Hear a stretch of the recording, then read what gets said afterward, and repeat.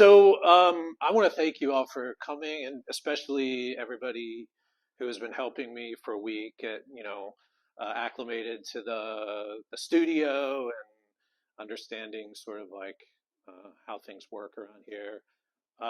My name is David Wischer.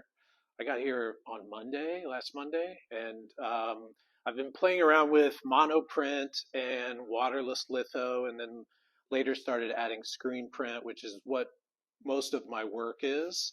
Um, this work that you see on the wall is what I've made here. I put some of my previous work around here, which we could talk about in a little bit, because I think this is very different than what I usually do. I teach at University of Kentucky. I've been there for 10 years. Actually, a week before leaving to come here, I turned in my book for tenure. So this has been sort of like a freeing process to do this and not think about like actually what people are going to think about it. Like I don't have to really worry about that anymore. Let's see. The work in the middle, this kind of circle, it's very, I set this up on the wall in a way that I kind of do installations when I have work in a gallery. I'll show you a couple of images of that in a little bit. But the waterless process is, like I said earlier, it's sort of like poor man's litho in a way. It's very fast, it's easy, which I like with my work. Um, I tend to have a lot of ideas and I like to get them onto paper quickly. So any process that takes sort of like a week to make an image doesn't really appeal to me that much. That's why I like screen printing so much. But what I've done for the past week is to start with these waterless litho plates. Um, my plan was to do some image transfers, which haven't been working very much. So I've been focusing on these drawings and this screen over here I brought with me. So these images are from previous prints that I made. I put them on the screen. I drove here from Kentucky, so I put just like a lot of random things in my car, and that was one of them. So I was curious if I could use screen printed images on a waterless plate, and I had never done that before. So I'm, screen printing directly onto the plate. That's what this is. And so I'll talk a little bit about waterless. It's basically this is like an aluminum plate, litho plate. Anything that's water based, you can put on here and it will print. And then once you have your image, you coat it with a mixture of silicone and mineral spirits. The mineral spirits just thins out the silicone so that you can buff it onto the plate. And then, supposedly you can wait a couple hours before you wash it out. I tend to wait overnight so that it will cure. And then you put water on the plate and it basically takes out everything that's water based along with the silicone. So then you have this bare plate where the image is, and you can ink that up with rubber based ink. And so the silicone acts as a resist against the ink. And I'll print one in a little bit and you can see how that works. But what I ended up doing, which wasn't totally the plan in coming here, is to take these sort of doodle images that I have been doing a lot, honestly, since COVID. My, working with my students at UK who, every freshman at UK gets an iPad when they start school. So they all are doing these digital drawings. And during COVID, I started doing these drawings on my phone on these like cheap apps, and eventually got an iPad and an Apple Pencil, which I'm such a shield for Apple now because I talk about how great it is, but it really does feel like I'm drawing in a sketchbook. And so I just have like this bank of images that, I thought would be kind of fun to try to put on plates. So that's kind of like the middle images here. The first maybe 2 days I was here, I was doing some monoprints, reductive monoprints to get started, and then started doing, just creating kind of a bank of images that I could play with chincolle and things like that. So this middle image of the guy with the tape on his face, it's an image from a zine that I made last year, which I have over here, and I'll talk about it when we sort of move into this part of the studio. Um, so I was like playing with that image and cut paper and things like that, and then there's basically living in this space for a week has been such an amazing experience because I don't have to like make a list of what I want to do the next day when I go to my studio at school. I just get up and do it. So I come into this studio and I thought one night I should cut that plate up, which is what I did, and started making these collage images to the right of that circle of images. So the preserve your memories, the ones next to it. It's very easy to just sort of slice these plates and rearrange them. Collage has always been kind of an important part of my work, digital collage and actually mostly digital collage, analog collage somewhat. But this idea of like rearranging these things, I am not much of an abstract artist. Like most of my work is very representational. And so thinking about what I can do with what I have, cutting the plate up and moving things around, thinking about composition in line was really important. So let's see, I wanted to talk about a little bit of things in here. Like I use in my installation work, I use a lot of magazine pieces. You can see two hanging on the wall over here that I am going to incorporate in one of these prints. But there's a place in Lexington, Kentucky called Peddler's Mall, and I'm curious if anybody has any tips on like those types of places around here. But there's a booth in Peddler's Mall that just has like tons of these Life magazines from the 60s. And what is it called? Monger's Market. Okay, I'm going tomorrow. I know they're only open Sunday. Okay, I'll go Sunday. There's something about these magazines, and like I've bought some newer ones from the 80s and 90s, but this like these images from the 60s is kind of like pre-digital portraiture and printing and things like that really appeals to me. I teach graphic design and not so much advertising, but I talk about advertising a lot with my students. And so looking at these old advertisements and how honestly like outdated and ridiculous some of them are, a lot of that language from those ads sort of makes its way into my work. And so that's what these skull images are. Kind of the left of the circle of images are these kind of chincolle magazine pieces. I really want to incorporate waterless into these installations that I've been doing, which are mostly screen print and magazine pieces. And then this piece with the sort of Candyland board game looking thing. There's a lot of my work, probably maybe for the last 10 years, every once in a while, this idea of like board games and it's like sequential imagery within a print has come up, and so these are like the layers that I'm going to print this week. I've got the middle one, which is the big thick black line. That's waterless litho. So that's a plate that's actually right here on the light table. Chris was nice enough to bring this screen printing board over for me, which I felt like I really do think I was a little bit like missing screen printing, like in a way. I didn't intend to come here and screen print a lot. I wanted to focus on waterless, but screen print is just something I've been doing for years. It's what, I don't really have to think about how to do it. I just do it. And so I did get a little old school and made like paper stencils to create this color that's going to go behind the black line. And then on top is a second waterless plate that I plan to print in white ink on the color. So if all goes well, it'll be sort of like this board game that has this text as you go through and to the end.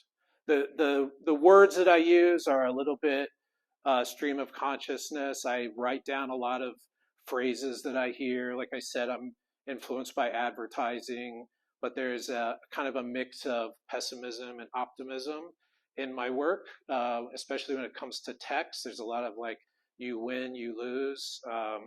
And, you know, a lot of that is just sort of the language that people use, maybe being a teacher, obviously, like I spend most of my time in critiques and things like that. So we're constantly judging each other.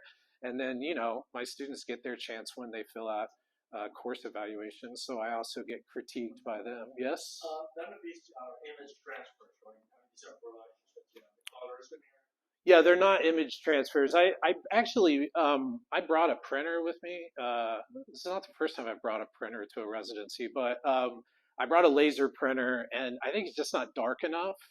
So I tried to do some laser transfers, because I am very sort of dependent, maybe too much, on you know, photographic imagery, but I couldn't get it to work. It came out very light.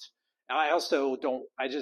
I was using acetone, and I don't want to. I'd rather have like more ventilation or something if I'm doing that, which you know, I gave up pretty quickly on. I'm like, I don't really need it. You know, I've tried a few things here. Like I started to mix waterless colors for a print too, and I was like, I can't go there right now. Like if I started putting color ink into these, I'll just sort of lose any type of focus on some work. So they aren't image transfers. What's going on with a lot of these photographic images is they're just cut directly out of. I brought one Life magazine, and so I started cutting things out of that. And you know, this is very similar, like I said, to some of my installation work where I'm printing like masks on people or these emojis over their faces. I do that with screen print, but I wanted to see if it would work with waterless.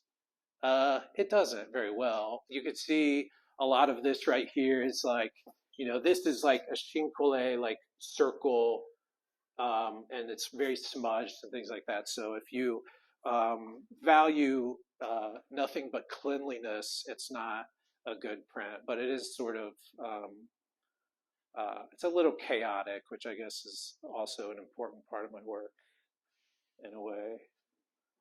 And then on the left here, we have this image, which was going to be, as you can tell, I start with an idea and then it always changes, but this was going to be a 2-color print on this paper that's over on the paper cutter, this yellow and this gold paper, which I brought from UK. We just have like a stockpile of this strange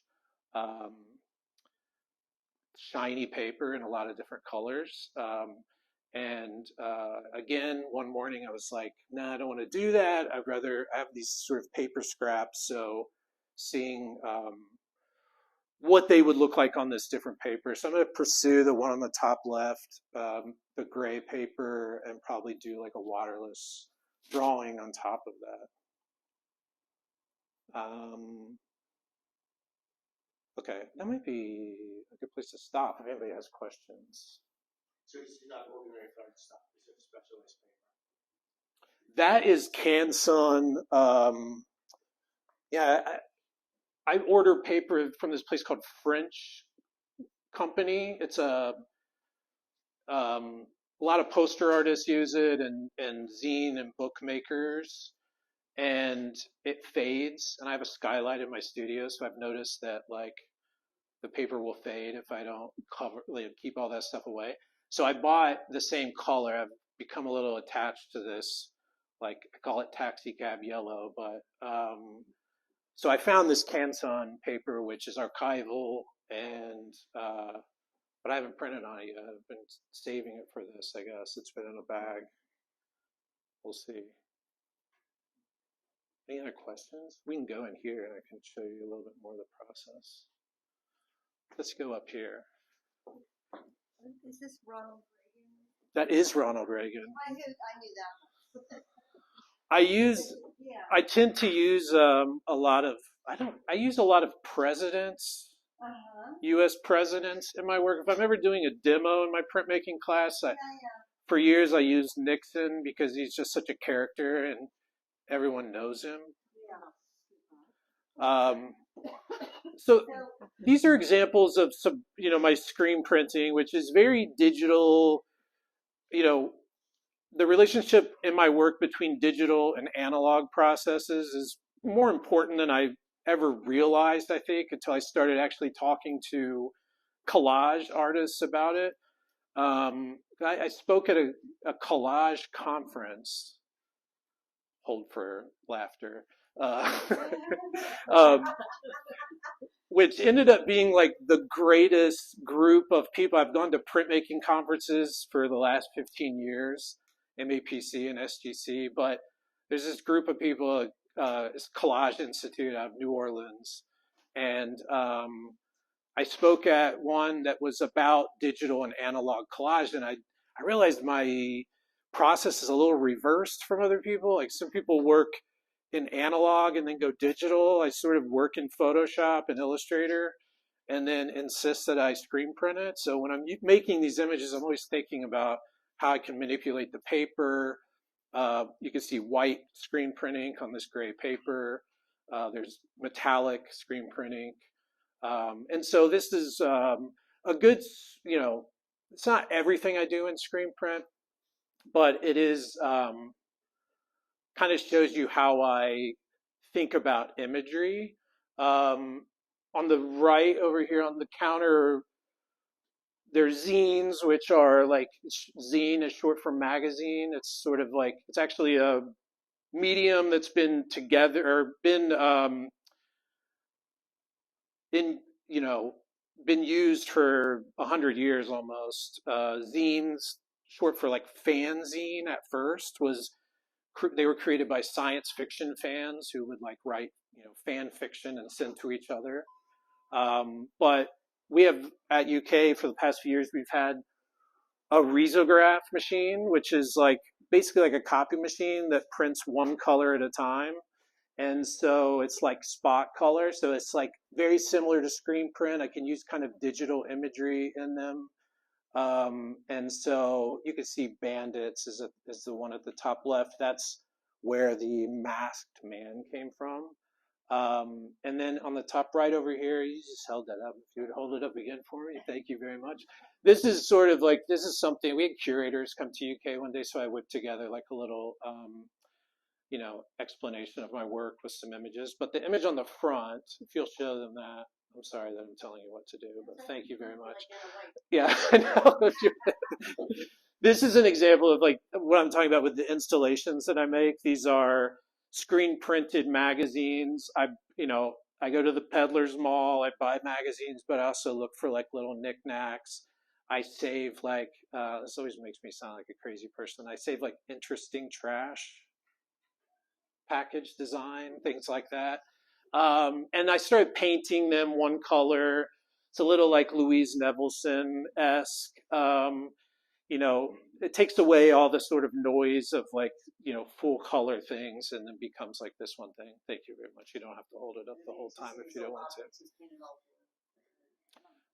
Yeah, so the masked images, if you look at that closely, you can see that there's like screen printed masks, like a balaclava, like a you guys know what ski masks are. I gave a talk in Florida, and a couple people had never seen a ski mask before. They thought that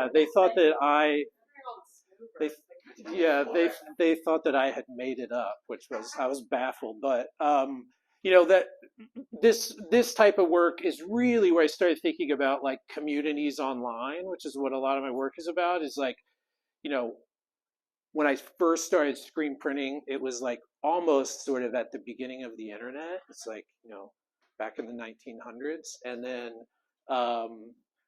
so I started to make work that was like, I thought was really hip and cool. And then now I make work because I'm confused about what I see online. So, like scrolling through TikTok, I have to like do research to understand what people are talking about. And so there is sort of like a confusion level in my work too, or a private or personal humor. If you're in on the joke, you get it.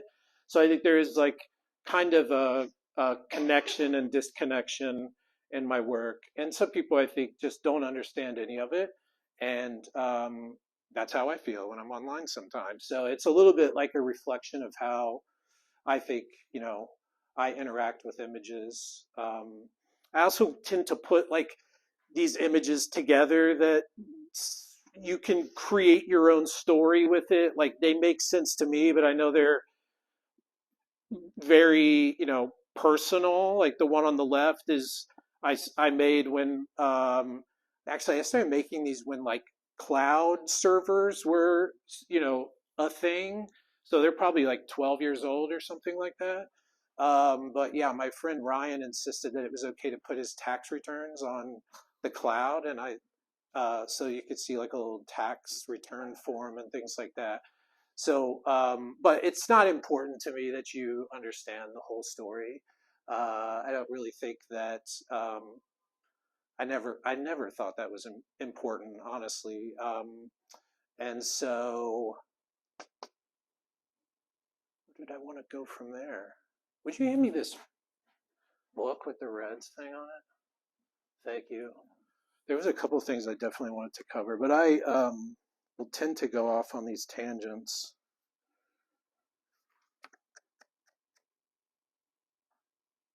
No, I think that's pretty much it. It's not bad. I'll probably have more to say if people ask me questions. It'll jog some other ideas that I've had. Who's confused? Can I answer any questions? Okay. So good. Thank you. I forgot that I was here to talk about waterless litho. These are the plates that I've been making. There's some over there too. I have learned a lot over the last week. Waterless, I do have like this odd sort of history with it. I went to Purdue University for grad school, and in like 2010 or so, I went to Frogman's. Has anybody heard of Frogman's? Frogman's. It's really cool. It was in South Dakota when I went. Now I think it's in Iowa. But it's like 2 weeks in the summer when hundreds of printmakers descend upon like an empty school. That's, I went to, I forget what city I was in South Dakota, but I drove out there and I did a waterless workshop with Jeff Sipple, who was really great. And I went back to grad school and I kept doing it, and then I stopped at some point. And then whenever I started working at UK, I realized Ross Zirkle, who was a former professor at UK, sadly he passed away before I started working there. But he was really into waterless. So if you even just Google waterless lithography, you'll find everything that Ross Zirkle wrote about it. Somebody earlier asked about Akua inks. That's what he wanted to do, was learn how to use it with Akua, and he did. So if you're interested in that, you can find all that online. But I use rubber-based ink, and so I do feel a little bit like a short order cook whenever I'm making these, because I'm like, I want to get like a spatula, I think, that I can move plates around with. But the what's the emoji one over there with the faces? It doesn't really matter. Whenever it sort of is a long process to draw and then code it and everything, so I won't do all that. But when you draw on the plate, and you can use, I got all these out, you can use like, I use a Stabilo pencil, you can use a Sharpie, you can use a washable magic marker, and this, you can use, it's not, but it works. It is like alcohol based or something like that. And I have this, which I got from a student as a gift. I taught a screen print class to a traveling art school class from Beijing, China. They all brought me gifts. This was like before COVID, so it's been a few years, and I have never used it till I got here, and it works great. I'm not sure what it is, but it's awesome. Squid ink. I love that. Squid ink. Okay. Sumi ink I have used, and it tends to like bubble a little bit on the plate.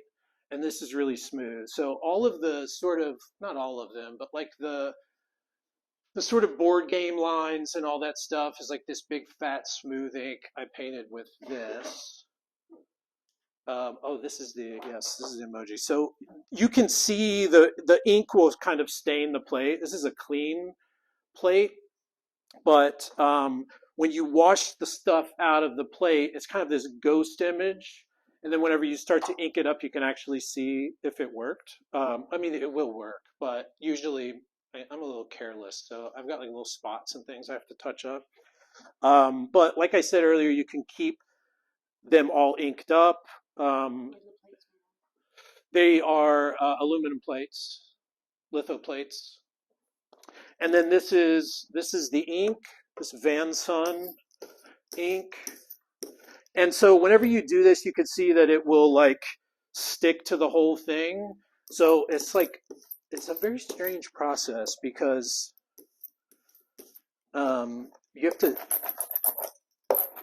be a little fast with them. I have these boards that are like a subplate that have silicone on them, so they resist the ink. Not very well. You can see that I need to get new ones, but it'll also keep the plate from flying away, which has happened when I've tried to do this without a subplate. Are you using clear silicone and what do you just wash? So clear silicone, and then if you put like half and half with mineral spirits, and then just mix it around, it'll start to dissolve until it's like nacho cheese. Is nacho cheese like one consistent? I always say nacho cheese when I teach screen printing. Oh yeah, and then you put, yeah, I put like little dots over it, and then with a toilet paper usually, I just sort of like, I rub it around until it's covered, and then keep using new pieces and buff it down. And these are very smooth plates, so I put one coat. Liz helped me figure out, I have a few other plates that have like a much larger tooth on them, which is like these two yellow pieces next to each other I printed this morning after putting 3 coats of silicone on them. So I'm going to put it on the press over here.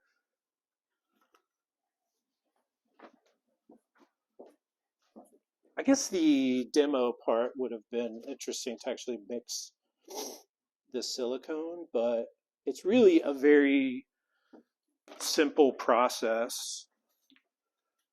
I'm a mess, so I'm going to put this on.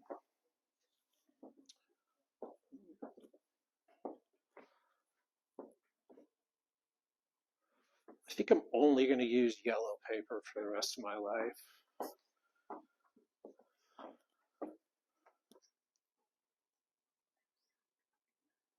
You can kind of hand burnish these. I'm just doing this one hand burnish so you could see, like, if you wanted to do this without a press. Yeah.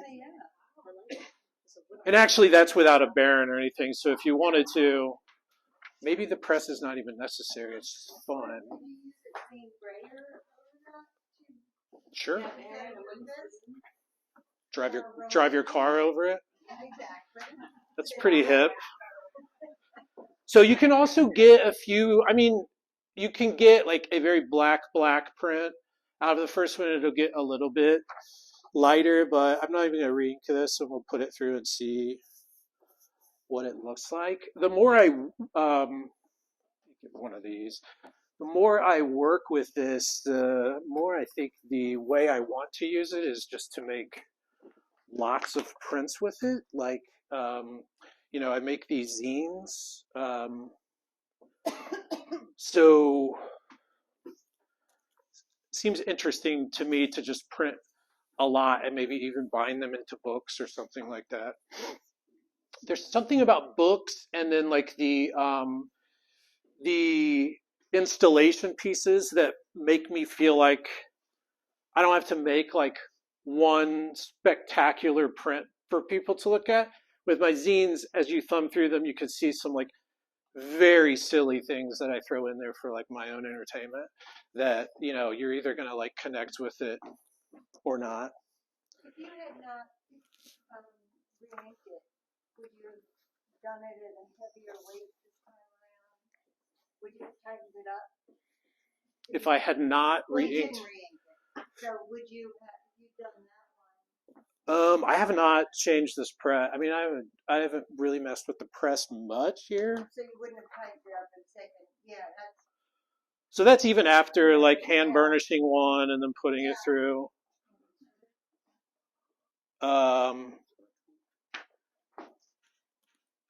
There is like this edge that is always going to be there because of the way that it needs to be inked. You can't really just ink the middle of the plate. You have to sort of run over the whole thing.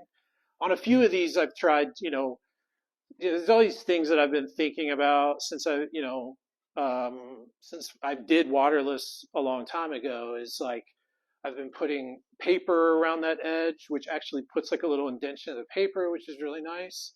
I think I might play with that a little bit. When I started cutting them, these strange things happened like on the edge where the cuts were, where it got really thick. Again, if you're only interested in making like beautiful prints, that's probably not for you. But I have seen some like really soft waterless litho. But again, there's not a whole lot out there. Let's see. I won't clean this right now, but if you wanted to clean it, like there is a couple dots on here that I want to put. I can go back in and just, usually if I've mixed silicone to coat other plates, I'll put those little dots and cover them up. And now I started thinking, can I just paint directly onto the plate with silicone? What would that look like? I actually screwed up the board game print. This is one of the bad things about living in a print studio is like late at night, you're not thinking clearly. I'm like mixing silicone over my plate, and a little dot got on that plate. I thought I'm screwed, but I actually just printed it, and then I took, I believe, a staple remover and scraped that silicone away. And I think this is the newest print. You can barely see it. So,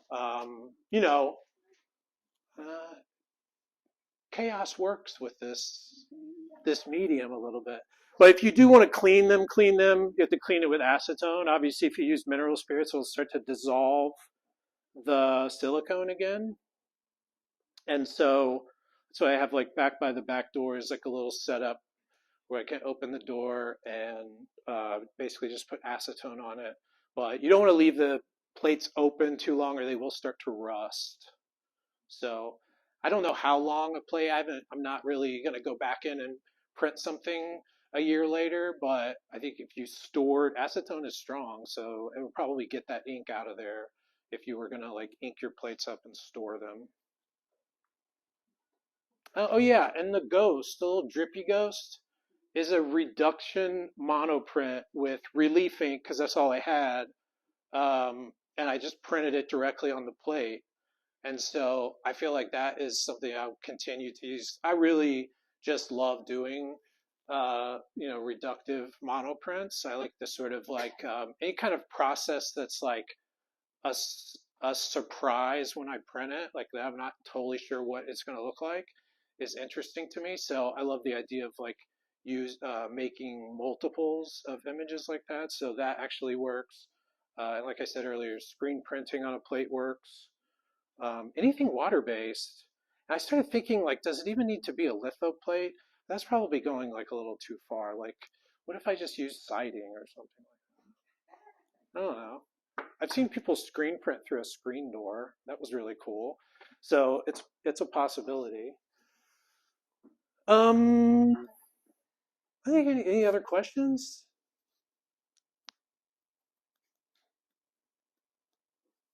I never know if. Oh yes, sure. Yes. I love that. Yes. But it seems to me like you were playing with the process. process. Yeah. More than anything, it's not about this final polished, perfect, Yeah. resulting image. You're pushing and pulling at the things you know and like mixing them all together Yes. to see kind of what comes out. Yes. And there's like a somewhat controlled chaos. Yeah, for sure. Like between the collage and then like you know, merging all the different types of images you've got and trying to do like the installations with everything. Like it comes together in something else, but something else at the end is not an addition of 15 that is this Right. like clean edge plate sort of Yeah. thing. I've been very stressed out trying to figure out what to edition, and that's why, because I don't think that that's what I do as an artist. Like I do love being in print exchanges where if I have to make 30, that's all, I believe one of these was a print exchange, one of the cloud ones. I spend a lot of time on those images because I know someone's gonna have them. And so like that is a different thing than just, playing around. Like there is a lot of like playfulness and experimentation. And like I do sort of like to just entertain myself a little bit and then hope that like even a few people kind of understand where I'm coming from. But yeah, the installation stuff is really um, it's changed my work a lot because I don't have to. I can I can sort of evaluate a space and pull things from them or create new things for them. And I don't have to sort of like frame a bunch of prints and make them look perfect.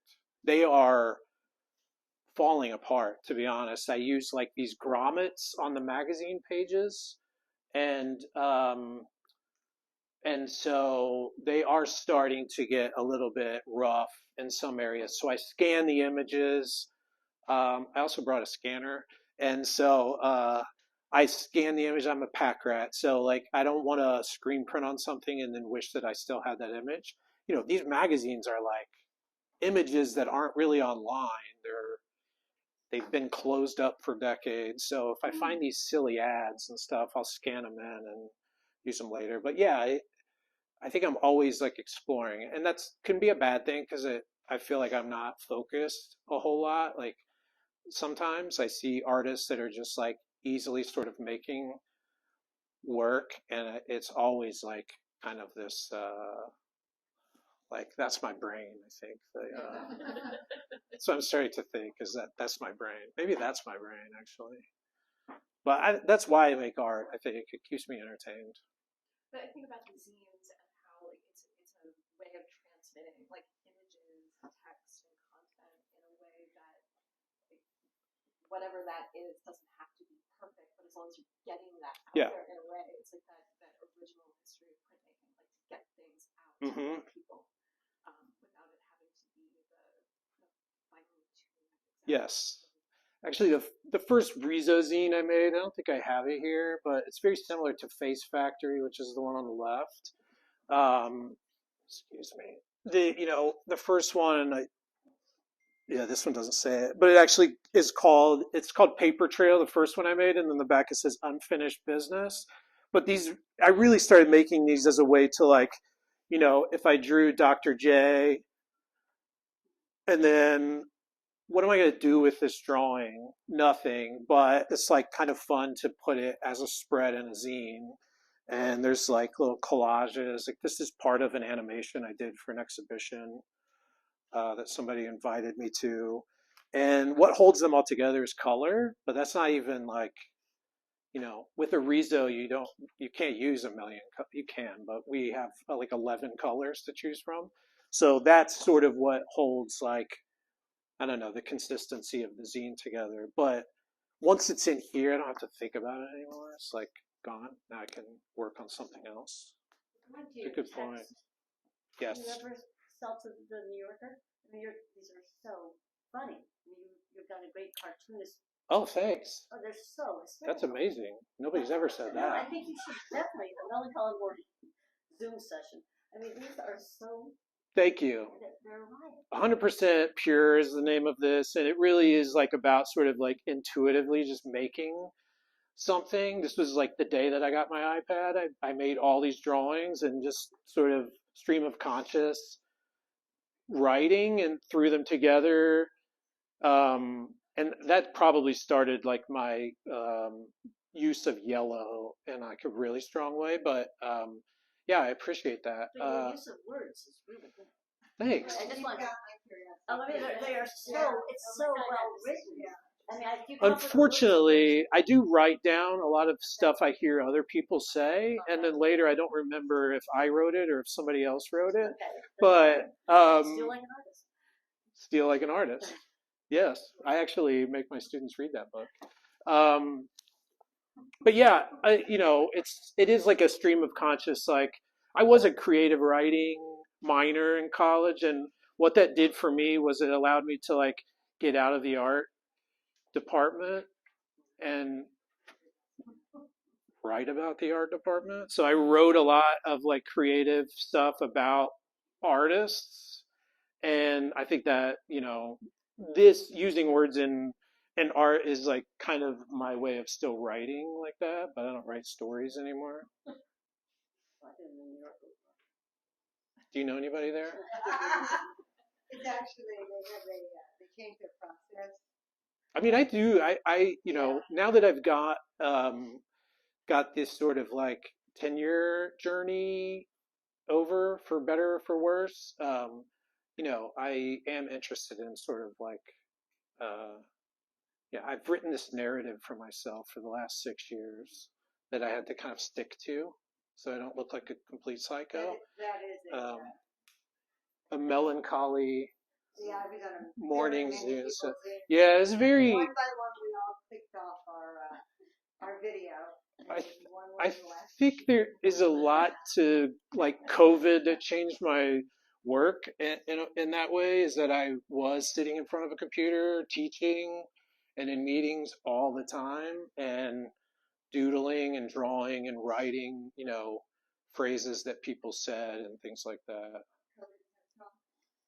Yeah, that was something somebody actually said. COVID, like, give your students a COVID pep talk or something. Yeah. But I put it with the cheerleader. Yes. Yeah. No, fight. I love that one. Oh yeah, this was just fight, which I think is funny. I was Pretend the safari wasn't canceled. Yeah, those are really. Oh yeah, this is COVID pep talk, which doesn't really make any sense with these. I have like a whole print of these, which zines. I'm trying to still figure out how to show them in a gallery setting because they are free often, but I don't want to give mine away because I spend a lot of time on them. How many copies are you making of? I make like 30 or 40, but I don't edition them, so I will reprint them if I need to. But so I've been doing like, this is sort of like a combo of a lot of those drawings and then adding a bunch more. This is a screen print. See, I'm much more confident in my screen printing skills at this point. But so this is like a 16 by 20 print. So I was just frame this. Screen printing, you don't have to do anything backwards. Oh. The whole world makes sense when you're screen printing. It's a different world when you're working with plates. But I have messed that up a few times. But so I've been showing these with like the zines next to them. But the words aren't with the same images here, so there's like lots of. You guys are a great crowd. Honestly, should I move to the Northeast? I'm killing it up here. They call it mapping too, right? What was that? Mapping, mind mapping or something. Mind mapping? This? Yeah, there's a whole. I don't know. Yeah, mind mapping. Maybe I am a psychological experiment.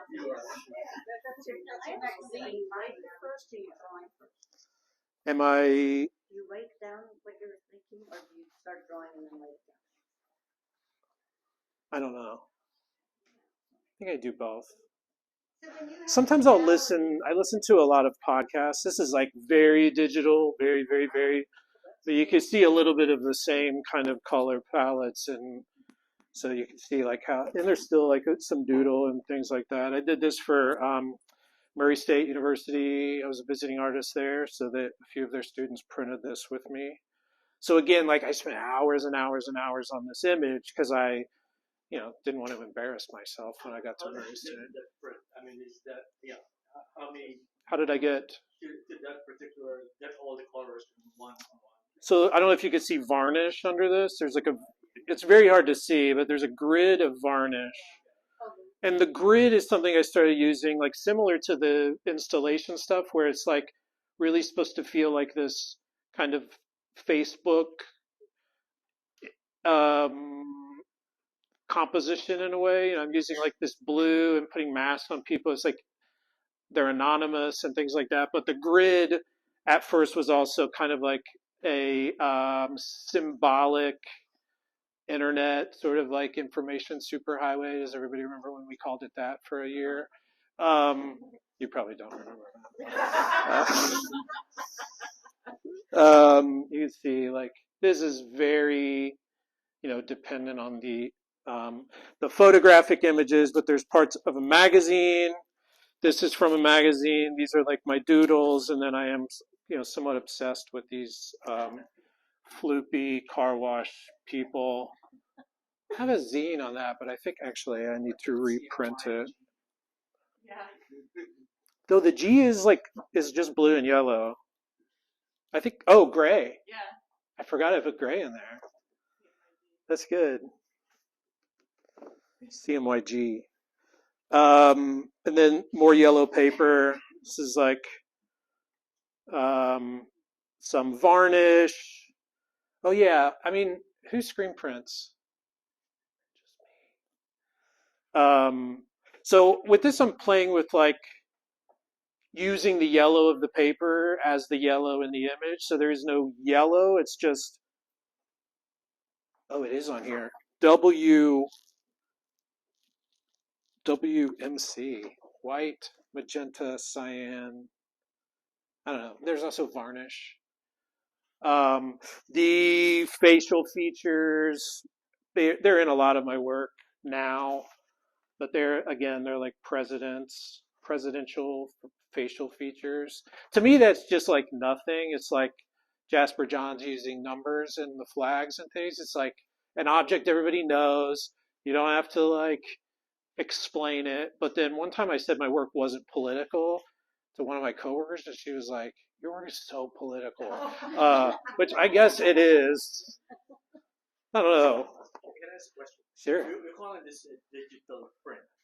No, No, I might have misspoken. It's I'm using digital tools. Okay. Like my past as a graphic designer, I used all these tools like Photoshop and Illustrator to like basically make like advertisements and catalogs and designs and things like that. So I do speak about it as like digital imaging, but then something in my brain tells me I have to like print it on paper. But it is like doesn't it look digital? In comparison to this, where I'm like not really using a computer. We're reproducible, right? You can make as many copies Yeah. as you could. Yeah. Sure. I mean, I would have to screen print them. I mean, I can print.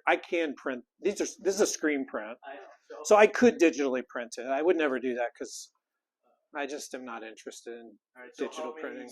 How many screen prints is that? How many screens did you use for that? Oh, A lot. I don't have the letters on here. But a lot, right? No. Varnish, white, magenta, cyan, yellow. What varnish? Is that a lot? Now you It's don't know yet. it's like it's a very light grid. Oh, And what is this varnish? yeah, you have to be like, you have to look at it like this to see it. But It's a gloss medium, probably. yeah, it's speedball varnish. I should have hit it twice, probably. You go that over. How? Yeah, I mean. How did I? In Illustrator. So that, and then you use that so the varnish is only the grid, or? Yeah, I don't think the varnish is really reading, but you can see it here. And then there's a white grid, but there's also like a little bit of the paper. Yeah, the yellow one is a little easier. You can almost see like the light hit it in a way. Oh. This okay. was actually for an exhibition that was called Illuminations, and so it was in Oklahoma City, and when people came to the show, it was like very dim, and they gave people flashlights. So every printmaker was like doing either like glow in the dark or something like that. So I thought varnish was like interesting enough. Okay, varnish is not working very well. Make a note of that. I could keep pulling tricks out of this bag, but I don't know. Do you want to see more? Okay. So this is early. This is like me being influenced by like social media. This is, and also a little bit of like a reflection of my relationship to media, printed media, magazines like Yo magazine and Spin magazine are things I got whenever I was a kid before the internet. This is like what I would sort of cut up and make collages out of and things like that. I made these at the probably Snapchat era where it was like video filters, which think about how much further we are now. There's like, deep fake videos every day on the internet now. You can make yourself look like anyone you want to be, but back then it was just either like you're a deer or you're puking a rainbow. Older now. You can do an aging. You can do younger, older. It's freaky. Yeah, I actually did the older one, and I thought I was looking at my dad. It was like kind of scary. Yeah. So, oh yeah, I did mention I was obsessed with these guys. So I do have like a zine called Happy Place that is like just drawings and images, and like I've done a couple animations of these. I was happy to see 3 in a row on some street that I was driving down here on the way to Walmart. So I went to New Orleans and saw 0. I was very sad. So you guys are keeping the floopy, and then this is like a companion print to Bandits.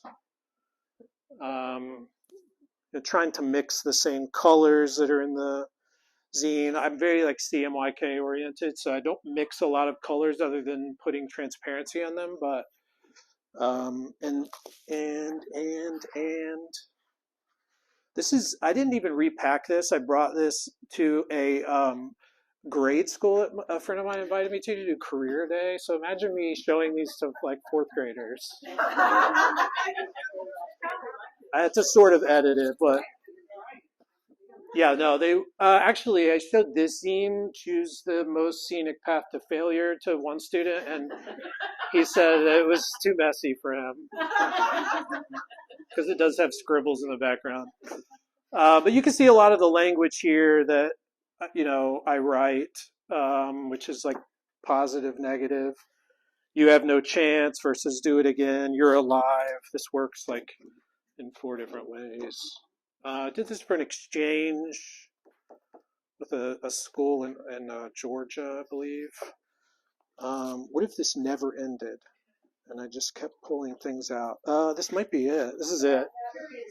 This is a relief print if you want to see like a real print. It's a relief print. This is an animation that I did. I was at an artist residency in Dublin at Black Church Print Studio, and I had been doing monoprints of raccoons for 2 weeks. I brought, this is like this image, if anybody could see it. I brought a lot of images, but I just became obsessed with this raccoon.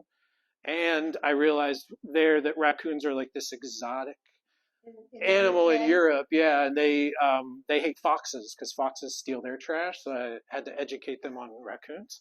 And so I sat in the park and cut this block and would go to the studio and print. And so there's an app called Artivive that if you open that app and I think point it towards this one, you can see all of these frames together and this dot kind of pulsates.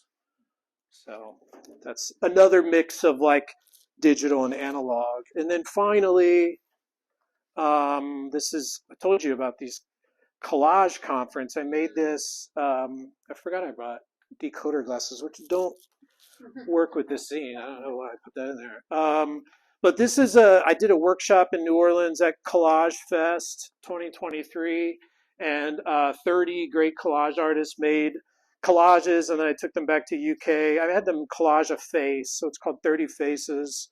Took them back to our studio at UK and risographed them. So this is like a red and blue zine, and then sent them all out to them. And it was, basically this becomes like a collaboration of 4 artists because there's 2 here and 2 here, but they all sort of like followed the rules and stuck to the template. So all the eyes, nose, and mouth kind of fell in the same place. Some of them didn't, but I just made sure that those were with one that worked. So with the prints, can you talk a little bit about how Yeah. you present them? My The screen prints. I frame them. You do. I try not to mat things, so that's why I print to like 16 by 20, 18 by 24, like these very standard things. It's advice I give my student because I remember entering my first student show and I got something in and I had to get a frame made that was like 18 3/4 by something. So I stick to those sort of standard sizes. Another positive thing about the installations is I don't have to frame things. I actually hate framing and matting, just because I end up with like this kind of stockpile. And then, like I went through like a natural wood phase and now I'm in like a white phase. And so what am I going to do with all these? That's a great idea, actually. We had a grad student who did sort of paint her frames to match like colors in her prints. It was like beautiful. So that's not a bad idea. But yeah, I like suites of prints. I mean, I feel a little like a lot of these are print exchange prints. I make one, but I like, it's a little OCD of me, but I like 3, 5, 7. Or 4, I guess is good too. Let's rank the numbers. 3 is probably the best. But I have an exhibition coming up in February that is like in a beautiful space at a school in Illinois, and so I've been really thinking about how am I going to present these things. I work with a guy named Jonathan McFadden, who's our head of printmaking, and we show our work together. The images in this that are from an exhibition in Florida and Tallahassee that we had. So you can see like my zines next to these matless frames. But Jonathan is very into like vinyl on the wall, which I incorporated. I don't have images of it here, but he cut a bunch of gold vinyl emoji faces for me, and we kind of put those like behind the work. So really thinking about, I do like to think about the space. But man, framing stuff is so expensive. American Frame, oh, give me a deal already, jeez. Good question though. I think I might just stick to like projecting JPEGs or something. It's much cheaper. NFTs are over, aren't they? I'm not doing that. Any other questions? I love the power. One of my shows were just a PowerPoint. It's a good idea. Doing the Zoom imagery. Yes, I don't even have to be there. You just zoom in. We gotta make money, so we gotta find a paywall. Yeah, Patreon.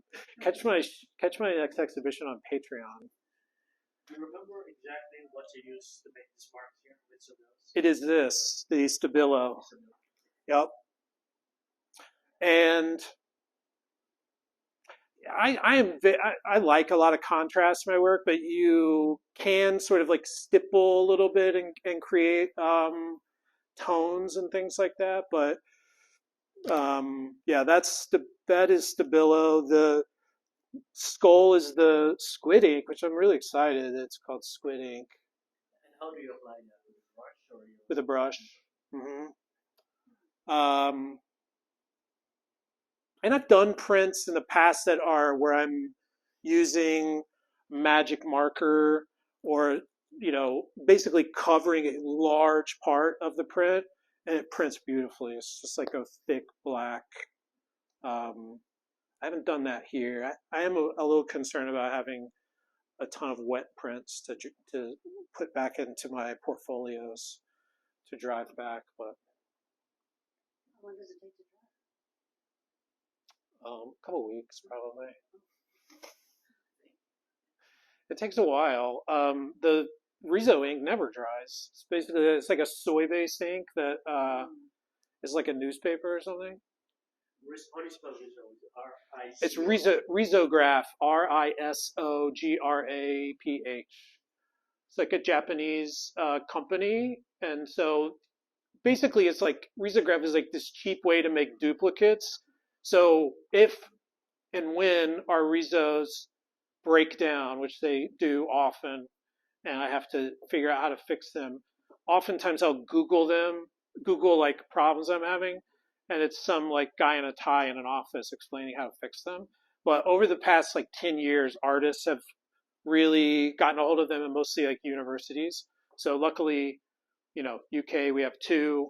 And then, I get to teach classes where my students, both design majors and art majors, come and make like design work, artwork, write. A lot of them write where they don't sort of do much creative writing in other classes, so it's really Do interesting. they come in tubes or something?